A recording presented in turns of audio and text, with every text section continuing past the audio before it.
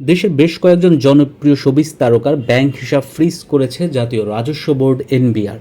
Bank হিসাব fridge হওয়ার তালিকায় চিত্রনায়িকা মৌসুমী, চিত্রনায়ক বাপ্পারাজ, চিত্রনায়িকা নুসরাত ফারিয়া, সাবিলা নূর ও অভিনেতা আহমেদ শরীফ সহ শোবিজ অঙ্গনের বেশ কয়েকজন তারকা ও সংগঠনের নাম রয়েছে।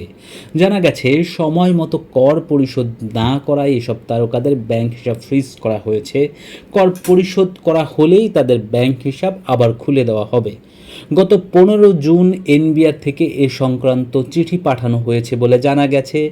চিঠিতে মোট 25 জনের কথা উল্লেখ করা হয়েছে। তবে এ বিষয়ে এসব তারকাদের কোনো বক্তব্য এখনও জানা যায়নি। দর্শক, এসব তারকারা নিশ্চয়ই দ্রুতই তাদের বকেয়া কর পরিশোধ করবেন, আমরা সেই আশায় রইলাম।